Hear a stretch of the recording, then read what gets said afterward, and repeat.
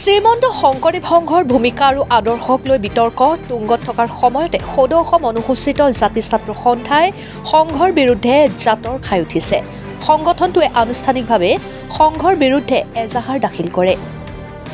সংঘটোৰ কেন্দ্ৰীয় সাধাৰণ সম্পাদক পৰশজ্যোতি দাসে মন্তব্য কৰি কয় যে শংকৰদেৱ সংঘই শংকৰদেৱৰ প্ৰকৃত আদৰ্শৰ লগত মিল নাই।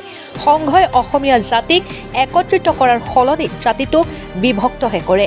এই বিতৰ্কৰ মূলত অনুপম দত্ত নামৰ এগৰাকী ব্যক্তিৰ মন্তব্যক লৈও জাঙুৰ খাই উঠিছে, যিয়ে কৈৱৰ্ত জাতিক অসমৰ সকলোতকৈ পিছপৰা জাতি হিচাপে অভিহিত কৰিছে বুলি অভিযোগ উত্থাপন কৰিছে সংগঠনটোৱে। এই মন্তব্যক লৈ সদৌ অসম অনুসূচিত জাতি ছাত্ৰ সন্থাৰ সদস্যসকলে তীব্ৰ ক্ষোভ প্ৰকাশ কৰিছে আৰু এই ধৰণৰ উক্তিক জাতিগত অসন্মান হিচাপে অভিহিত কৰিছে।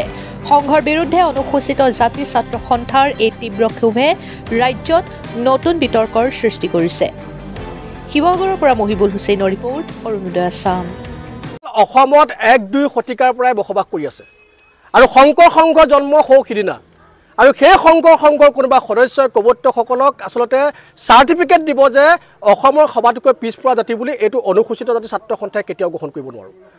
আপোনালোকে লক্ষ্য কৰিছে যে শংকৰ সংঘই টাই আহোমৰ নিচিনা এক বৃহত্তৰ আচলতে জাতিক, জনগোষ্ঠীক, যি জনগোষ্ঠীয়ে নেকি অসমত ৬০০ বছৰ পৰ্যন্ত ৰাজত্ব কৰিলে আৰু তেওঁলোকৰ মেডাম মেফি নামৰ যি অনুষ্ঠান, যিটো মাংগলিক অনুষ্ঠান, পৰম্পৰাগত ঐতিহ্যপূৰ্ণ যিটো অনুষ্ঠান, সেই অনুষ্ঠানটোক তেওঁলোকে আচলতে অস্পৃশ্য বুলি তেওঁলোকে আচলতে ঘোষণা কৰিলে আৰু তাৰ পাছত কৈৱৰ্তসকলক, অসমৰ সবাতোকৈ পুৰণি জাতিৰ কৈৱৰ্তসকলক তেওঁলোকে আচলতে পিছপৰা জাতি বুলি হাঁহিব। এই কথাটো আমি কেতিয়াও গ্ৰহণ কৰিব নোৱাৰোঁ। আজি শিৱসাগৰ জিলা অনুসূচিত ছাত্ৰ সন্থাই শিৱসাগৰ সদৰ থানাত শংকৰ সংঘৰ বিৰুদ্ধে আৰু সেই অনুপম দত্ত নামৰ যিজন কালপিত, যিজনে আচলতে কৈৱৰ্ত জাতিটোক বিভিন্ন কথাৰে আচলতে উপলুগা কৰিলে, সেই ব্যক্তিজনৰ বিৰুদ্ধে এজাহাৰ দাখিল কৰিছোঁ। আৰু এটা কথা আমি অনুসূচিত জাতি ছাত্ৰ সন্থাৰ মজিয়াৰ পৰা স্পষ্ট কৰি দিব খুজিছোঁ যে অনতি পলমে শ্ৰীমন্ত শংকৰ সংঘই এই বিষয়টোৰ সন্দৰ্ভত তেওঁলোকৰ প্ৰতিক্ৰিয়া ব্যক্ত কৰিব লাগে। আৰু যদি অনুপম দত্তৰ কথাবিলাক, তেওঁলোকৰ সভ্য অনুপম দত্তৰ কথাবিলাক যদি তেওঁলোকে তেওঁলোকৰ সন্মতি নাই বা মান্যতা নাই, তেতিয়াহ'লে ইয়াক ঘোষণা কৰিব লাগে আৰু অনুপম দত্তৰ ওপৰত বিহিত ব্যৱস্থা গ্ৰহণ কৰিব লাগে। অন্যথা শ্ৰীমন্ত শংকৰ সংঘই অনুসূচিত ছাত্ৰ সন্থাৰ প্ৰতিবাদৰ সন্মুখীন হ'বলৈ সাজু হৈ থাকক। আচলতে শংকৰদেৱৰ আদৰ্শৰ লগত একেবাৰে মিল নাই। শংকৰ সংঘৰ জন্মলগ্নৰ পৰাই আচলতে বিভিন্ন জাতি জনগোষ্ঠীৰ মাজত আচলতে যিটো আচলতে জাতিবাদ থাকিব লাগে, সেই জাতিবাদটো কিন্তু শংকৰ সংঘত আছে। আপোনালোকে লক্ষ্য কৰিব যে শংকৰ সংঘই আচলতে তেওঁলোকৰ জাতিবাদৰ কাৰণে, তেওঁলোকৰ জাত্যাভিমানৰ কাৰণে, তেওঁলোকৰ আচলতে সংকীৰ্ণ মনোভাৱৰ কাৰণে বিগত সময়ত কিন্তু ইলাৰাম দাস নামৰ যিজন ব্যক্তি, যিজনে নেকি শংকৰ সংঘৰ প্ৰতিষ্ঠাত আচলতে বিশেষ ধৰণৰ গুৰুত্বপূৰ্ণ ভূমিকা পালন কৰিছিল, সেই ব্যক্তিজনকো কিন্তু শংকৰ সংঘৰ পৰা আঁতৰি আহিবলৈ বাধ্য কৰালে। গতিকে শংকৰ সংঘই যে শংকৰদেৱৰ আদৰ্শৰ প্ৰতি আচলতে তেওঁলোকৰ যে কিবা আছে, সেই কথাটো মুঠেও নহয়। শংকৰদেৱৰ নাম লৈ আচলতে তেওঁলোকে অসমীয়া জাতিৰ, বৃহত্তৰ অসমীয়া জাতিৰ লোকসকলক আৱেগিক কৰি একত্ৰিত কৰি আচলতে শক্তি প্ৰদৰ্শনৰ এক যুঁজা কৰিছে। তাৰ বাহিৰে শংকৰ সংঘত আৰু একো শংকৰদেৱৰ আদৰ্শ নাই। আৰু এটা কথা স্পষ্ট কৰি দিব বিচাৰিছোঁ যে কৈৱৰ্ত জনগোষ্ঠীৰ ওপৰত যোনে মাত নামাতক, লাগিলে শংকৰ সংঘই লওক, যোনেও হওক, আমি অনুসূচিত ছাত্ৰ সন্থাই ইয়াক কঠোৰ হাতৰে আচলতে দমন কৰিবলৈ আমি বদ্ধপৰিকৰ হৈ আছোঁ। মই নিশ্চিত যে শংকৰ সংঘৰ শেহতীয়া যিবোৰ কাম কাজ, শেহতীয়া নহয় আচলতে আৰম্ভণিৰ পৰাই মই কৈছোঁ যে কেনা লাগি আছে।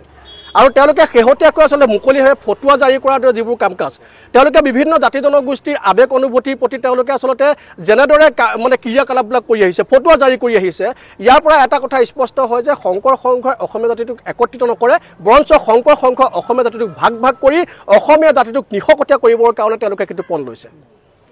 চাওক, শংকৰ সংঘৰ অন্তৰ্ভুক্ত হৈ থকা এজন ব্যক্তি অনুপম দত্ত, আপোনাৰ ডিগবৈ নিবাসী, তেখেতে যোৱাকালি আমাৰ কৈৱৰ্তসকল জাতিটো তেখেতে মন্তব্য কৰিছে যে জাতিটো পিছপৰা জাতি বুলি। তেখেতক আমি প্ৰশ্ন কৰিব বিচাৰিছোঁ, তেখেতে কৈৱৰ্তসকলৰ চাৰ্টিফিকেট দিবলৈ অধিকাৰ ক'ত পালে? আৰু তেনে ব্যক্তিৰ ওপৰত শংকৰ সংঘ যদি তেখেতৰ মন্তব্যত যদি এক হয়, তেনেহ'লে আমি শংকৰ সংঘৰ বিৰুদ্ধে শিৱসাগৰ জিলা অনুসূচিত জাতি ছাত্ৰ সন্থাই আন্দোলন কাৰ্যসূচী ল'বলৈ বাধ্য হ'ম। আৰু আমি সকীয়াই দিছোঁ সেই ব্যক্তিজনক যাতে অনাগত দিনত এই কৈৱৰ্তসকলৰ ওপৰত যি মন্তব্য আগবঢ়াইছে, সেই মন্তব্যৰ পৰা তেখেত বিৰত থাকক।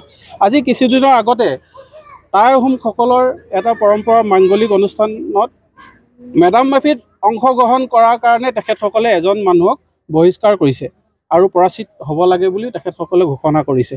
তেনেধৰণৰ মন্তব্য দি অসমখনক তেখেতসকলে ভাগ ভাগ কৰা চেষ্টা কৰিছে। আমি শংকৰ সংঘক আমি প্ৰশ্ন কৰিব বিচাৰিছোঁ, তেখেতসকল অসমৰ অভিভাৱক নহয়। সকলো জাতি জনগোষ্ঠী এক হৈ শংকৰ সংঘ জন্ম হৈছে। শংকৰ সংঘত আমাৰ কৈৱৰ্ত মানুহো অন্তৰ্ভুক্ত হৈ আছে। বিভিন্ন জাতি জনগোষ্ঠী এক হৈ শংকৰ সংঘ সংগঠনটো জন্ম হৈছে। সেই স্বত্তে আমি তেখেতসকলক ক'বলৈ বিচাৰিছোঁ, এই অনুপম দত্ত নামৰ ব্যক্তিজনে যি মন্তব্য আগবঢ়াইছে সেই মন্তব্য অতি শীঘ্ৰে উঠাই লওক আৰু তেখেতৰ বিৰুদ্ধে আমি আজি শিৱসাগৰ জিলা অনুসূচিত জাতি ছাত্ৰ সন্থাই শিৱসাগৰ সদৰ থানাত এজাহাৰ দাখিল কৰিছোঁ আৰু আমি জিলা প্ৰশাসনকো অনুৰোধ জনাইছোঁ তেখেতক অতি শীঘ্ৰে উচিত শাস্তি দি বিহিত ব্যৱস্থা ল'বলৈ দাবী জনাইছোঁ।